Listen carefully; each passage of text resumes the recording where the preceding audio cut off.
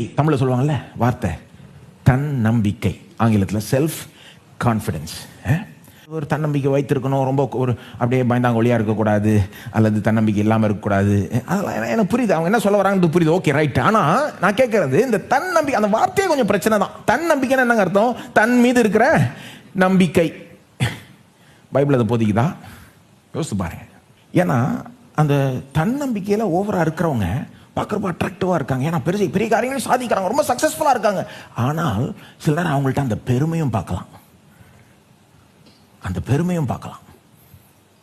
ஆனால் நான் சொல்ல விரும்புகிறேன், பைபிள் தன்னம்பிக்கையை போதிக்கிறது இல்லை, கடவுள் மீது நம்பிக்கையை போதிக்குது, கிறிஸ்துவின் மீது நம்பிக்கையை போதிக்குது, அவருடைய வசனத்தின் மீது நம்பிக்கையை போதிக்கிறது. வித்தியாசம் இருக்குங்க. ரெண்டுமே நம்பிக்கை தாங்க, ரெண்டுமே கான்ஃபிடன்ஸ். அவங்களும் ஒரு கான்ஃபிடன்ஸை சொல்றாங்க, நம்மளும் ஒரு கான்ஃபிடன்ஸை சொல்றோம். விசுவாசம் என்றால் என்ன?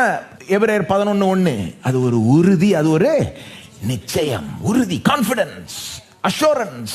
அப்ப நம்மளும் கான்ஃபிடன்ஸ் கான்ஃபிடன்ஸ் சொல்றோம், அவங்க என்ன சொல்றாங்க? கான்ஃபிடன்ஸ் கான்ஃபிடன்ஸ்னு சொல்றாங்க. ஆனா ரெண்டுத்துக்கும் வித்தியாசம் இருக்கு. நாம என்ன சொல்றோம்? என்னை பலப்படுத்துகிற கிறிஸ்துவினால் எனக்கு எல்லாவற்றையும் செய்ய எனக்கு பலன் உண்டு. அவங்க என்ன சொல்றாங்க? கிட்டத்தட்ட அதே தான், அந்த முதல் பகுதியை விட்டுருவாங்க. எனக்கு எல்லாவற்றையும் செய்யறதுக்கு பலன் உண்டு, அவ்வளவுதான் வித்தியாசம், நல்ல நோட்டுக்கும் கள்ள நோட்டுக்கும். ஆனா எல்லா பெரிய வித்தியாசம். அது ஒன்று செல்ஃப் கான்ஃபிடன்ஸ், ஒன்று காட் கான்ஃபிடன்ஸ், கிரைஸ்ட் கான்ஃபிடன்ஸ், இல்லையா? ஜாக்கிரதையா இருக்கணும்.